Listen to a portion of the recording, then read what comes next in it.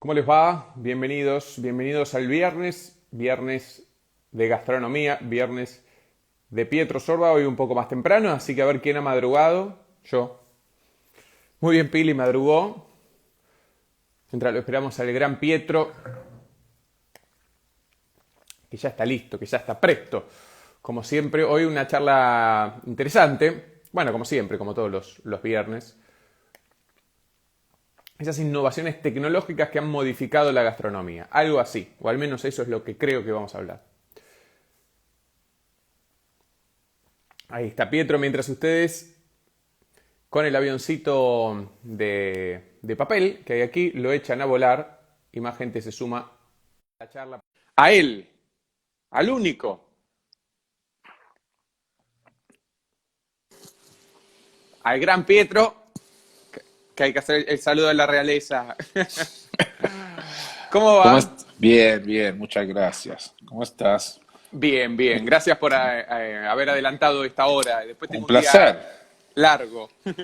un placer. Bueno, parece que hay muchos más libros, está aumentando la cantidad de libros ahí atrás tuyo o cambió el encuadre o cambió el encuadre. No, en realidad los libros que han aumentado están todos tirados por ahí, que es lo que suele suceder.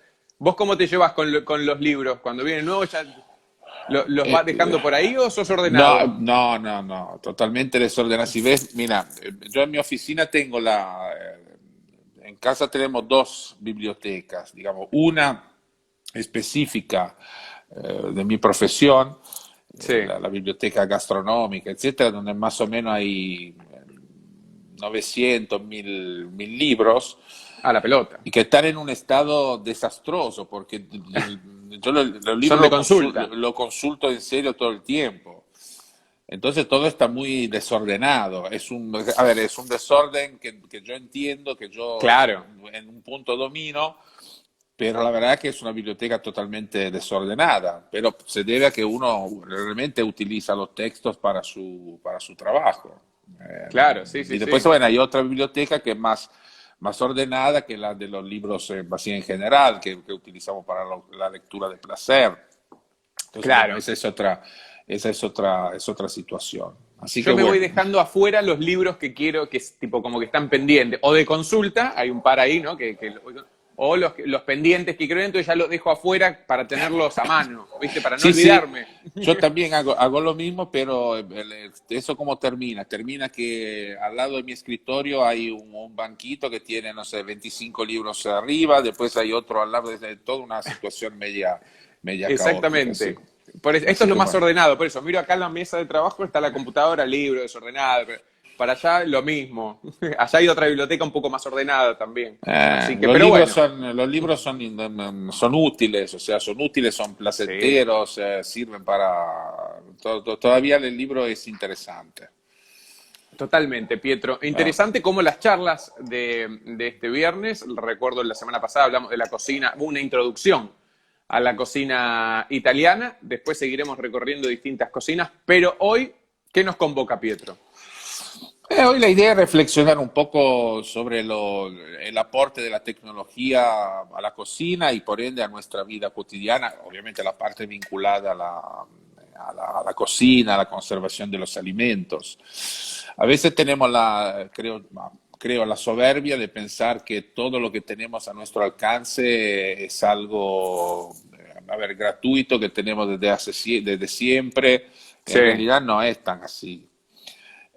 Yo hace no muchísimo tiempo atrás tenía la posibilidad de viajar en todo el país y yo te puedo asegurar que hay lugares, no sé, en La Rioja, en el Chaco, etcétera, donde hay personas que no tienen la energía eléctrica para alimentar una heladera, que claro. no tienen el agua corriente para poder, bueno, obviamente Sí, bañarse, etcétera, pero también para cocinar, para llenar una olla con agua, etcétera, y no tienen el gas. Entonces, claro. quiero decir, nosotros acá en la ciudad tenemos todo esto y nos parece fantástico, pero lo tendríamos que valorar un poco más dentro de nuestra idea de vida en la gastronomía y en la cocina. Bueno, dicho esto, eh, eh, yo, a ver, creo que los grandes cambios se producen periódicamente y a medida que avanzó la historia, bueno, los cambios son más rápidos. Claro. Rápido, pero porque lógicamente la tecnología avanza, toda una serie de cosas avanzan y bueno, entonces los cambios tecnológicos que bueno, uno ve en todos los ámbitos también fueron más rápidos en la cocina y en la gastronomía. Obviamente hay cuestiones que vacilares, bueno, no sé, para mí el frío, el frío, quiero decir, la posibilidad de La enfriar heladera, claro.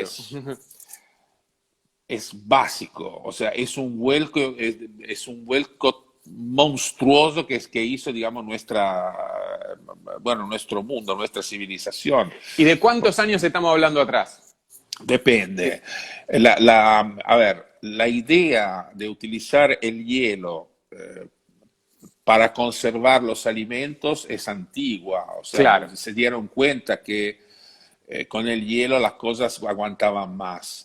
Pero había una cuestión, un problema básico, o sea que no había máquina bueno, Claro, para se te producir esa. derretía, lo ibas a buscar al polo norte o al polo sur y lo llevabas y se te derretía en el Bueno, camino. entonces, bueno, alguien entendió que utilizando la sal el hielo no se derretía tanto y por lo tanto, bueno, se hacían, parece increíble, pero se hacían los chinos eh, 700, 800 años de Cristo, o sea, trasladaban bloques grandes de hielo, bueno, y lo utilizaban en la cocina para hacer a ver, no eran helados, pero eran tipo unos sorbetes, o sea, Claro. rayaban el hielo y lo mezclaban con almíbares o con frutas, etcétera. Bueno, ese es el primer esbozo. Después, si uno se fija a lo largo del tiempo, los romanos también hacían eso.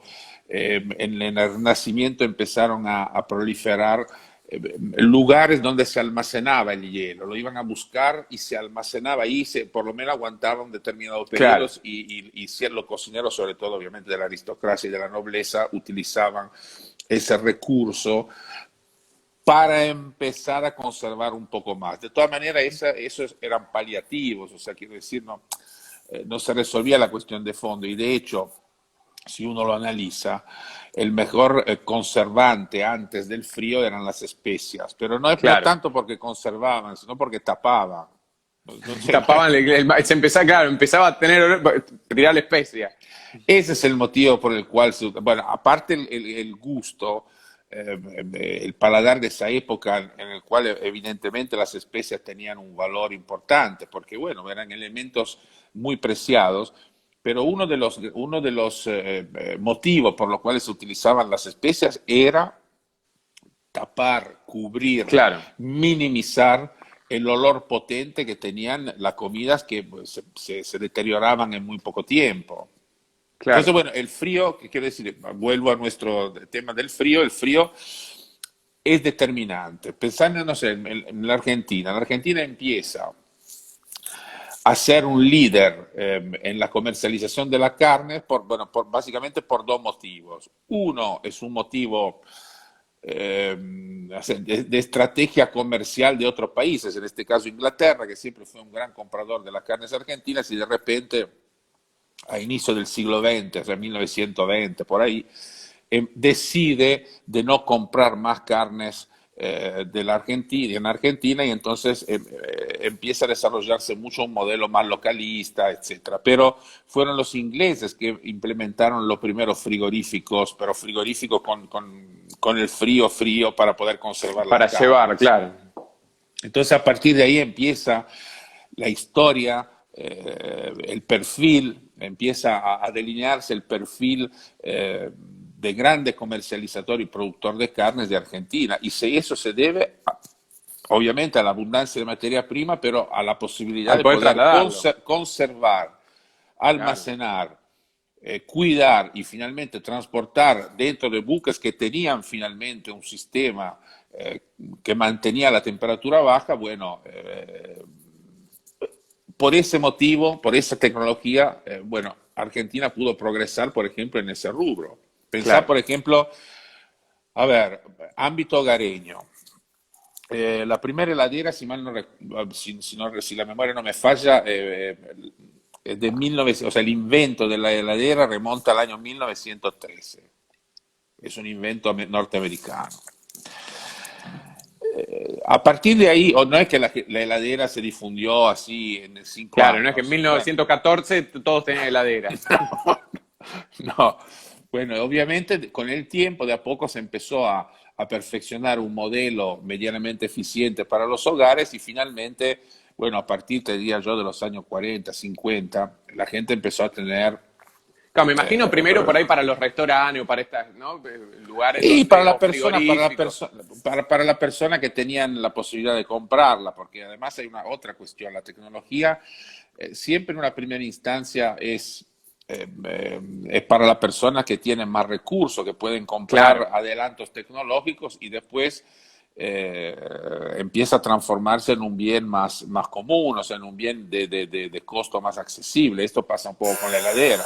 Si vos pensás claro. que, a ver, un ejemplo, sale más un teléfono celular de alto segmento que una heladera. Totalmente, sí, sí. Entonces vos fíjate cómo. Hay de todo, hay heladera, o sea, Sí, una alta heladera, pero sí. Sí, podés comprar una heladera por menos que un celular. así es. Entonces, bueno, suceden estas cosas y finalmente llegamos a las heladeras modernas que tienen todo un sistema más, evidentemente, más cómodo, más sofisticado, más amplio para poder, no sé, hay heladeras que vos apretás un botón y bajan los cubitos de hielo, hay heladeras que tienen un sector, perdónenme, pero la gente toca el timbre durante el día, así que. ¿Querés ir a atender? Atendé, No, no, Pietro. para Mira. nada, no, no, no. Bueno, entonces eso para mí es fundamental. Y ese frío, esa tecnología del frío, también, si uno, a ver, sin el frío no se podría producir el vino como se produce hoy, Claro. ¿ok? Entonces uno dice, bueno, pero entonces es determinante. No, sí y no, en el sentido que el vino se produce desde épocas muy, muy lejanas. Entonces, bueno, tenemos que preguntarnos siempre si esta tecnología y si la tecnología realmente es determinante o no es determinante. Evidentemente la Es tecnología, perdón, modificante. es modificante.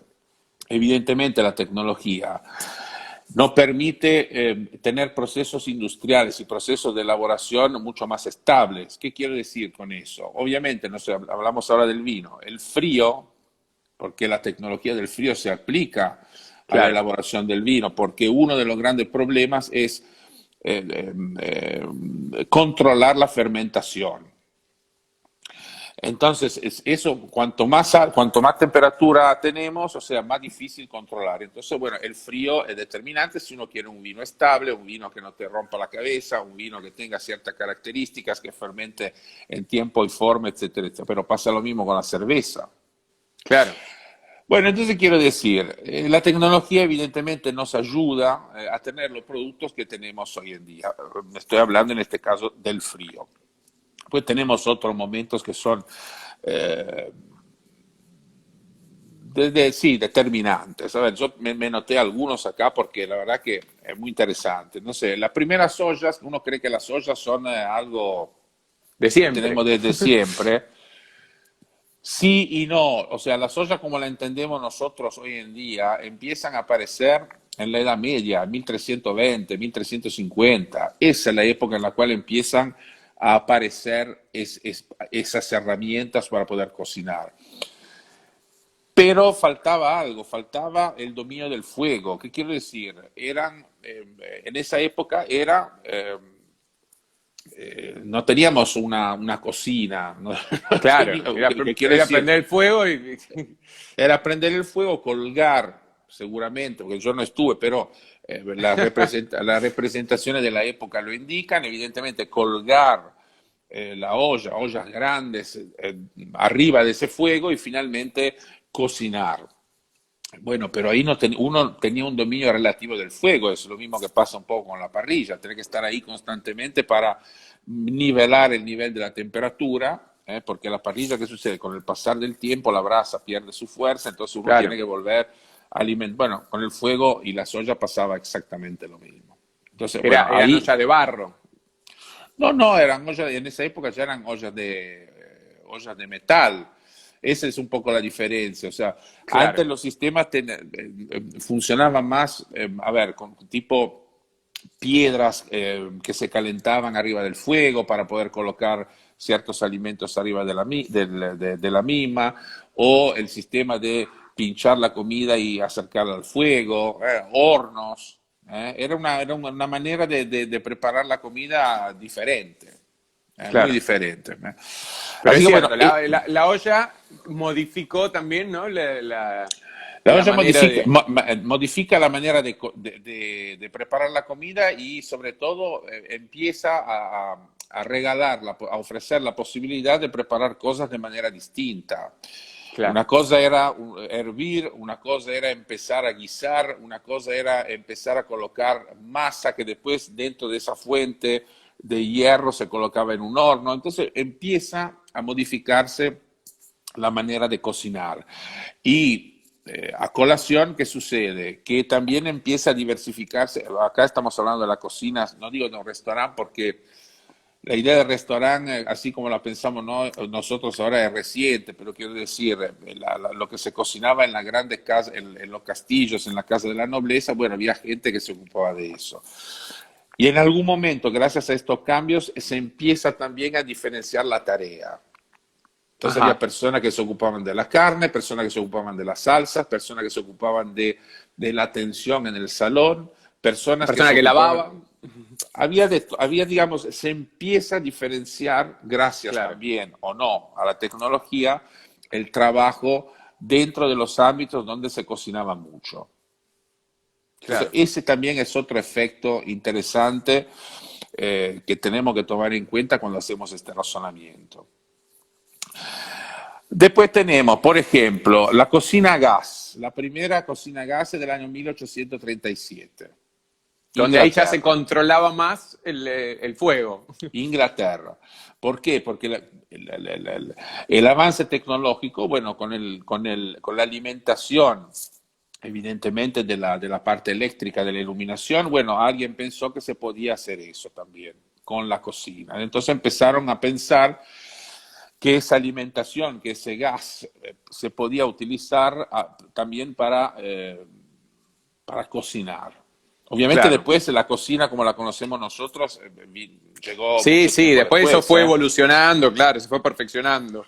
Exactamente, porque por ejemplo la primera heladera, o sea, la primera herramienta pensada para conservar la temperatura es del año 1860. Después la primera heladera comercial, como te decía, Claro. fue del año 1913. O sea, pasaron casi 50 años Y de la después lo que, primera. aparte, no era una heladera con freezer, había un congelador arriba en el mejor de los casos. ¿No? Así es, justo para hacer los cubitos de hielo. Claro.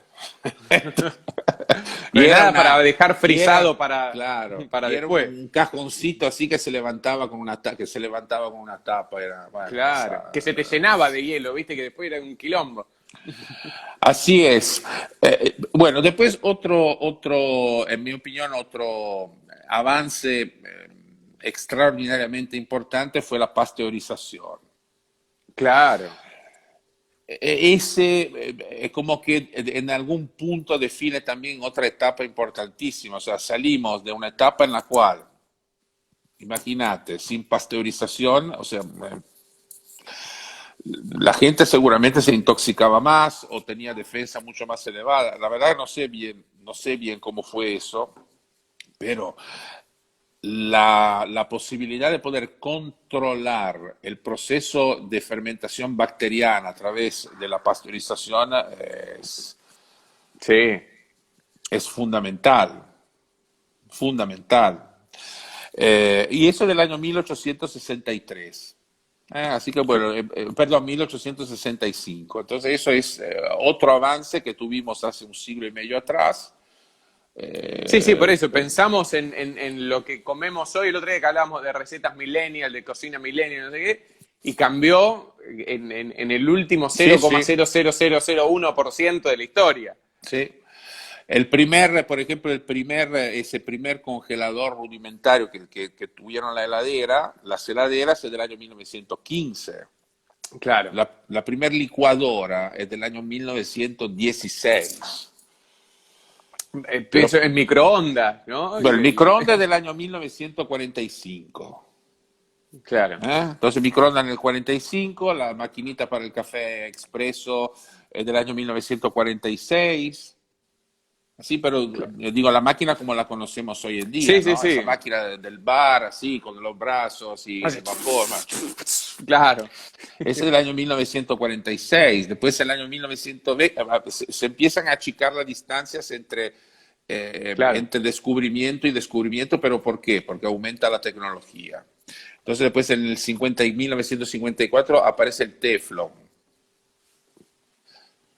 El teflón y la espátula para no rayarlo, me imagino que habrán nacido juntos. Sí, sí, sí, por ahí sí, pero antes quizás se utilizaba más la madera y después Claro. con el tiempo se fue implementando más el uso del plástico. Después en 1955 aparece la liofilización o deshidratación. Mirá, 1955. Sí, con 1955, así es.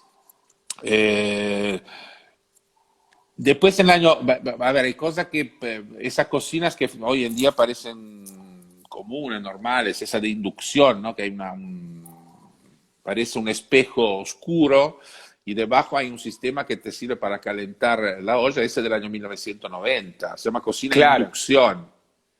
sí, sí, sí. Después empiezan los hornos combinados, o sea, hornos combinados que funcionan con vapor, que quiero decir, se conecta el agua. ¿Para qué? Para que el horno pueda tener además una cocción al vapor. Claro.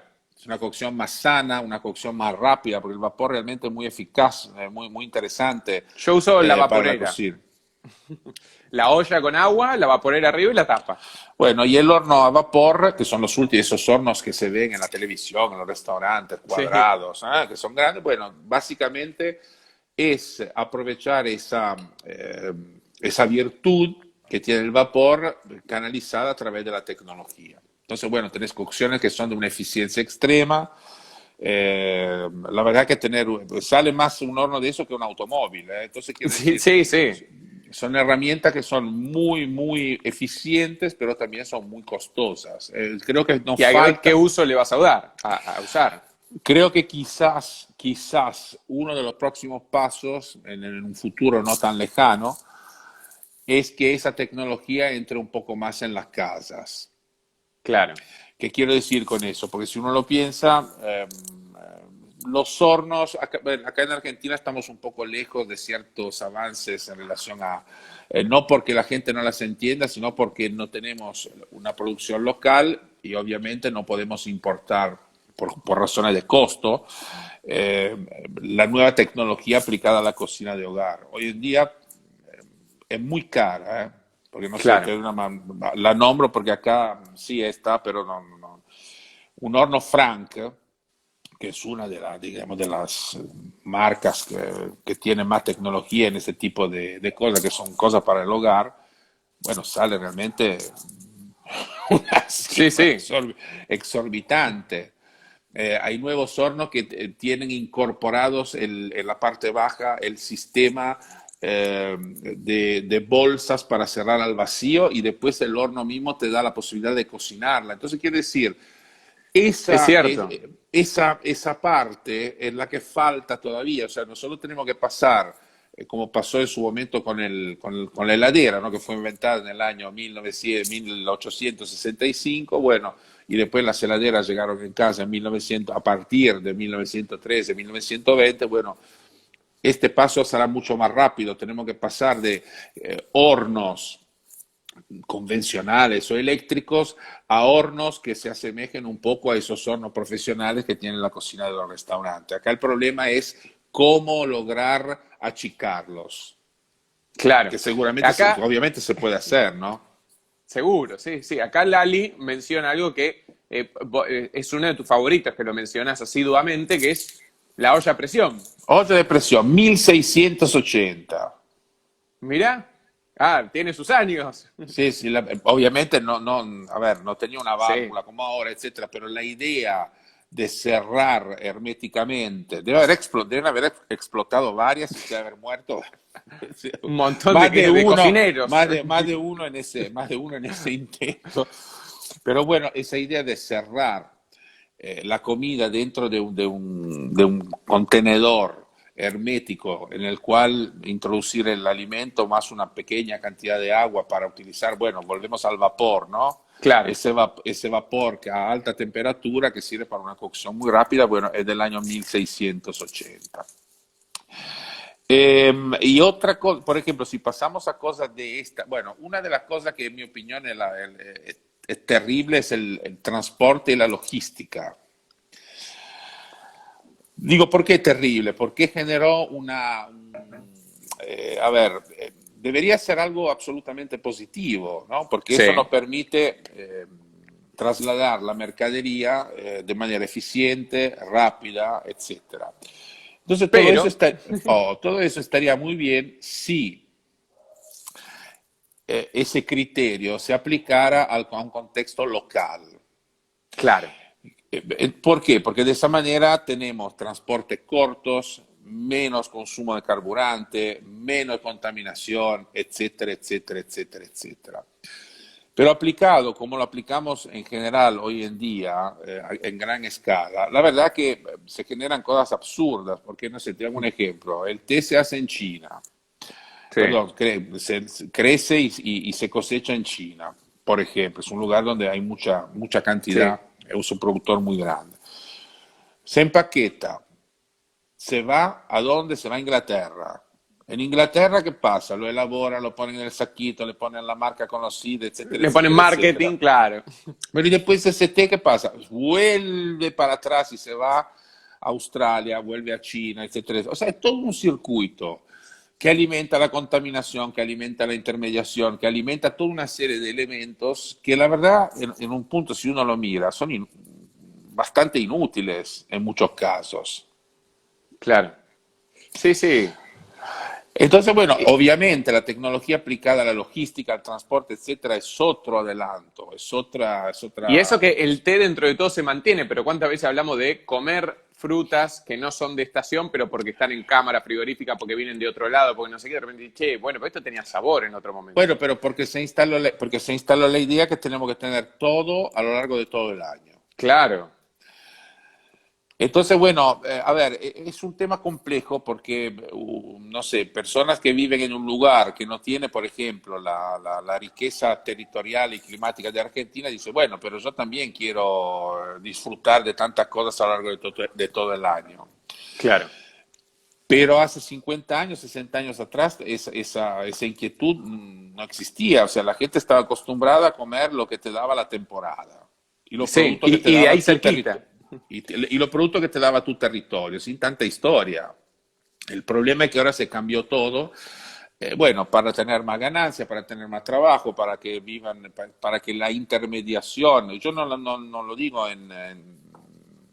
negativamente, la intermediación en la distribución y en la logística es un hecho. O sea, hay Sí, sí, personas que, bueno, entonces para que todo ese circuito se alimente y que finalmente lo más perjudicado son siempre el productor y quien compra. El productor claro. porque gracias a esa intermediación tiene que bajar al máximo sus precios y el consumidor que, bueno, que tiene que sufrir la consecuencia de todo ese proceso de intermediación, teniendo que pagar un precio que está lejísimo del valor que le pagan al productor y que Sí, está acá muchas muchísimo. veces tenemos las protestas de los productores y más que dicen, nosotros vendemos el litro de leche a... Y decís, che, pero ¿cómo puede ser que yo lo pague, no sé, muchísimo más, muchísimas veces Bueno, más? pero es un problema, bueno, complejo, es un problema de nuestra época, es un problema que tiene un vínculo Sí, en un punto con la tecnología, por eso que lo menciono. Eh, y me parece muy interesante que por lo menos reflexionemos un poco sobre estas cosas, no considerándolas algo automático, algo qué sé yo, que está y que no tiene ningún tipo de consecuencia, efecto, etcétera. Tiene efectos absolutamente positivos, porque además, sí, obviamente, como decíamos, genera trabajo. Imagínate todos los transportistas, los trenes, los aviones, bueno, todo eso, pero también tiene efectos negativos. O sea, por un lado, tenemos más posibilidad de conservar mejor los alimentos, etcétera, y por otro lado, contaminamos todo para distribuir ese alimento. Entonces, bueno, hay que pensar un claro, poco un equilibrio. en estas cosas. Bueno, otra cuestión tecnológica, pues yo la meto dentro de la tecnología, es todo lo que es la ingeniería genética. Me refiero a la producción de hortalizas, de fruta, etcétera. Nosotros eso no lo tenemos que considerar. A ver, como que a veces tengo la sensación de que se habla de eso y estamos hablando de, no, pero eso es una cosa. Calma, o sea, la genética aplicada a la alimentación es algo que siempre se hizo, o sea, la cruza genética se hizo desde Sí, siempre, pero se hizo de una manera mucho más empírica, mucho más artesanal, mucho más claro, vinculada a la experiencia, no sé, del campesino, de la persona que cultivaba, etcétera, etcétera, ¿no? La observación, la casualidad del cruce, porque muchas veces era un cruce natural, y entonces finalmente causa-efecto y bueno, con el pasar de los tiempos entendían que tenía que cruzar, por ejemplo, las especies de una determinada manera. claro. Eso es lo que pasó, por ejemplo, acá con el vino en Argentina. Llega, llegan las cepas desde España, se empiezan a plantar, empiezan a crecer. Una, por razones climáticas, crece de una determinada manera, otra crece de otra manera, se empiezan a cruzar naturalmente y bueno, empiezan a generarse variedades distintas eh, por ejemplo, en este caso de vides, de plantas y de uvas. Y cada una tiene características diferentes. Hay una que tiene la piel más gruesa, una que tiene la piel más finita, una que tiene más agua, una que tiene menos, una que resiste más, una que resiste menos y finalmente, bueno, Se llega, se llega al esa parte, Malbec. exactamente. Esa parte aplicada al maíz, a la soja, bueno, a todo, bueno, hoy en día se hace obviamente con un criterio mucho más científico. Entonces, Claro. tenemos más productividad, que hoy en día en el mundo la verdad que es necesaria porque somos muchos. Hay que darle de comer a la gente. Y todavía el 10% de la población no la tiene la comida o tiene Sí, problemas serios con la comida. de Obviamente acceso, sí, sí, sí. muchísimo menos que hace 50 años atrás. Muchísimo menos en proporción. Pero seguimos teniendo ese problema. Entonces necesitamos producir más y de manera más eficiente. Y eso se logra a través de rendimientos distintos que se logran, valga redundancia, con más tecnología.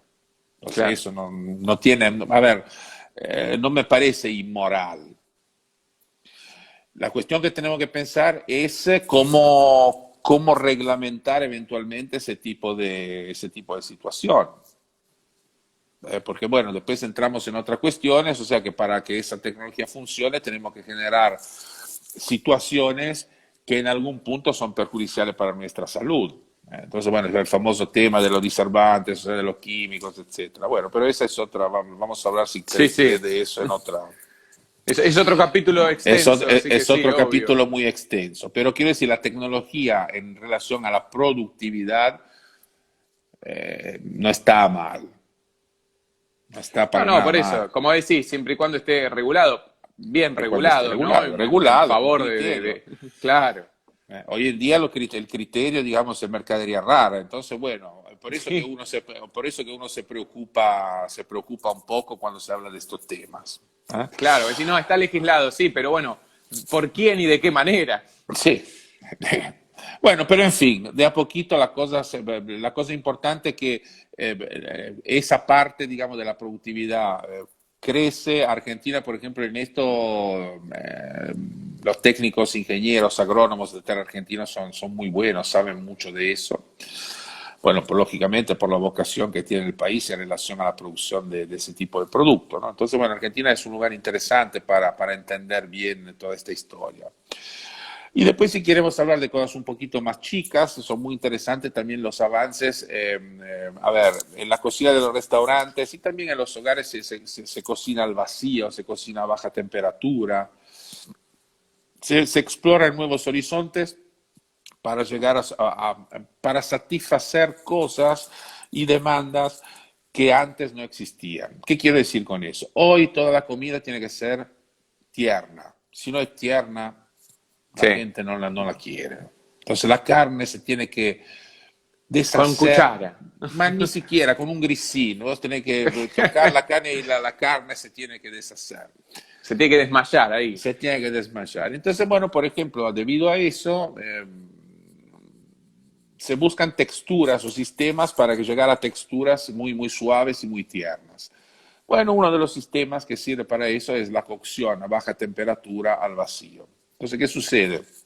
Que en lugar de cocinar de la manera convencional, hoy en día, sobre todo en los restaurantes, en la casa también, yo en mi casa tengo, así que de vez en cuando me divierto. Eh, eh, ¿Qué se hace? Se encierra, por ejemplo, una porción de carne, grande, pequeña, eso depende de la herramienta que tiene cada uno, dentro de una bolsa al vacío, se saca el aire Sí. y se coloca esa bolsa en un contenedor con agua. Se cubre y hay una máquina, un equipo que se llama Runner, que es como si fuera, bueno, los caseros son un poquito más grandes que una mini pimer. Entonces se Ajá. sumerge ese runner dentro del agua, se conecta a la energía eléctrica y simplemente se coloca la temperatura que uno quiere Es como un aplicar. calentador, Es el como calentador de mate, exactamente, exactamente. Es pero con más tecnología. un poco más sofisticado. Preciso. Preciso. Entonces, ¿qué pasa? Ese calentador mantiene, según el tipo de comida y el tipo de resultado que uno quiere, te deja cocinar la carne a 55, 58, 60 grados, 62, etcétera. Bueno, y de manera tal que cuando termina ese proceso de cocción, la carne es absolutamente tierna, es absolutamente jugosa, no, Mira no qué se bien. seca. Bueno, obviamente se puede hacer también con los vegetales, se puede cocinar papas, Claro. puerros, zanahorias, o sea, se puede aplicar en todo, con todo tipo de alimentos. Por ejemplo, ¿qué hacen los restaurantes? Cocinan, eso es muy útil para la dinámica de los restaurantes. Porque ¿qué sucede? Contrariamente a lo que pasaba antes, donde tenía que en el momento cortar la carne o la cortabas antes y se perdía toda la sangre, se ponía dura, etcétera, etcétera, etcétera, el restaurante puede cocinar de antemano en bolsas separadas y respetando el gramaje perfecto, exacto de la porción, ¿no? Eso te sirve para tu economía de escala en el restaurante. Claro. Se cocinan de antemano y lo único que tiene que hacer, por ejemplo, con un ojo de bife, llega Guido y dice, oh, un cliente se sienta a la mesa, quiero un ojo de bife, fantástico, el camarero entra a la cocina, pasa su comanda y el cocinero que pasa, saca su bolsa, esa bolsita con el trozo de carne ya cocinado, corta la bolsa, calienta una plancha, un sartén, bueno, alguna cosa bien caliente, coloca Sí. esa carne ahí arriba y en 6, 7 minutos vos tenés la caramelización externa obtenés la caramelización externa de esa carne y llega a tu mesa y vos decís, no puedo creer, esta es una cosa extraordinaria.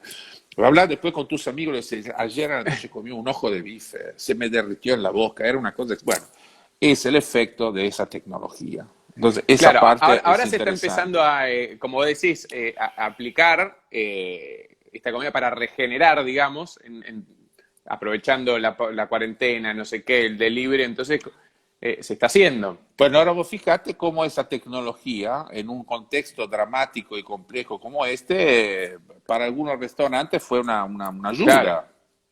totalmente. Y le garantiza, por ejemplo, al cliente,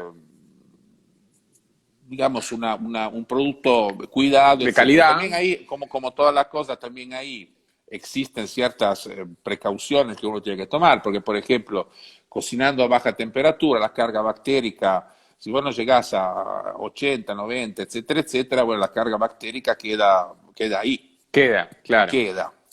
Entonces, si uno no le presta atención al momento intermedio entre la finalización de la cocción y cuando se coloca el producto en la heladera, bueno, ahí en ese momento cuando levanta la temperatura, la carga bactérica puede crecer y si después uno no toma los cuidados correspondientes, bueno, te puedes intoxicar. Entonces, pues, quiero Claro, decir, como todas las cosas, hay que saber cómo se hace.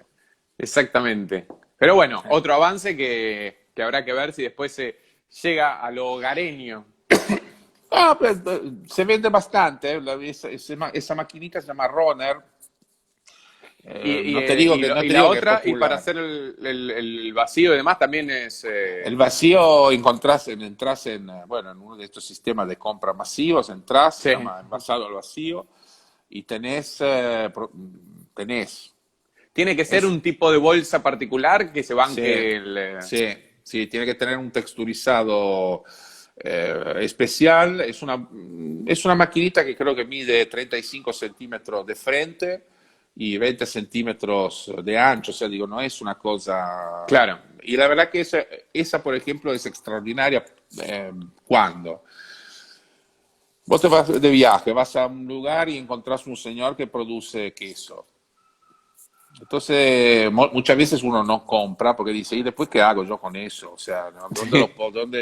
Bueno, con este sistema, por ejemplo, si uno tiene obviamente el espacio después en la heladera para conservarlo, vos volvés a tu casa, cortás esa horma de queso en porciones de 200, 300, según como uno usa ese alimento, cerrás al vacío y colocas en tu heladera y ese queso dura un año. Claro. Entonces, bueno, para esas cosas es fantástico, ¿no? Depende después obviamente del alimento. Yo te encuentro un señor que produce morcillas espectaculares, cuando vuelvo a mi casa las encierro al vacío, pero no duran un año. Y no, bueno, claro. Pero refrigeradas me duran un tiempo. Digamos, si yo consumo ese producto, voy a tener ese producto para un tiempo largo. ¿Y al freezer? ¿O al No, freezer no no, a hace la falta que esté al heladera. vacío? Se puede poner en el freezer, te dura más, obviamente. En lugar de durar, no sé, en el caso de un embutido, etcétera, en lugar de durarte, no sé, 3 semanas o más o menos algo por ahí, en el freezer desde ya lo estás congelando sin el contacto con el oxígeno de manera mucho Claro, más prolija y te dura. Cuanto más prolijo es el proceso, más dura. más dura. Así que bueno, esas son las cosas que tenemos que aprovechar de nuestra Avance tecnología. tecnológico, Sí, obvio. sí, sí. Súper interesante, Pietro. Muy bien. Entonces, si tenemos que elegir un avance tecnológico o dos, así podemos poner la olla a presión. Yo, por ejemplo, creo que el procesador de alimentos a ver, esos procesadores que se venden ahora, que tienen, no sé, rallador y no sé qué, que Sí, después uno no usa, hay 2 tercios de eso no se usa. es cierto. Es cierto, ¿no? Pero hay 2 o 3 piezas que se usan. Por ejemplo, la licuadora se usa, la picadora se Sí, usa.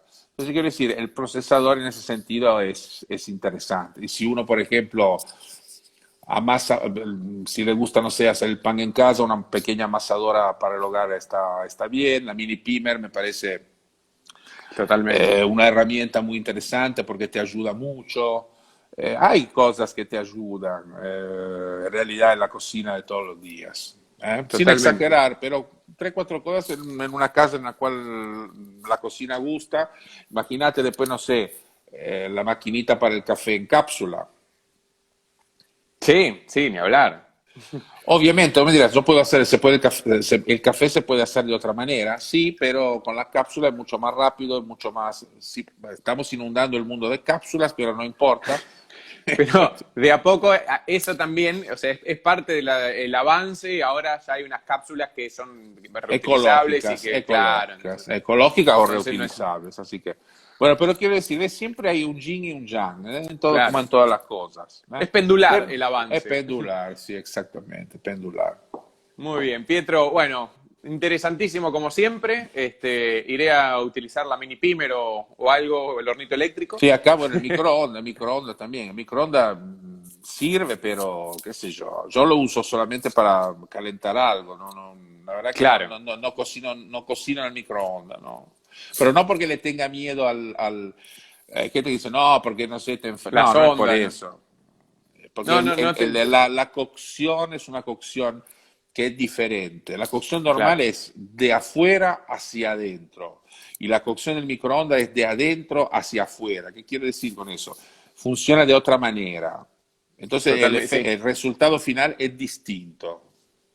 Y vos preferís otros resultados, así que está Yo muy bien. prefiero otros resultados. Muy bien, Pietro. Bueno, nos vemos el viernes que viene. Si Dios quiere, sí. Será un placer Dale. como siempre. Lo mismo digo, buen fin de semana, buena semana y después vemos cuál es el próximo tópico. Así es. Abrazo, Chao. Pietro. Tal vez. Chao. Ahí pasó el gran Pietro Sordo hablando de las distintas avances tecnológicos, innovaciones que fueron modificando la cocina a lo largo de los siglos. Pueden volver a escuchar la charla aquí en @Radio Mitre, queda guardada, también en el canal de YouTube de la radio, para escuchar siempre a Pietro, que es muy interesante. En este caso, bueno, la historia y la tecnología en la gastronomía. Nos vemos mañana. Adiós. Que tengan buen viernes.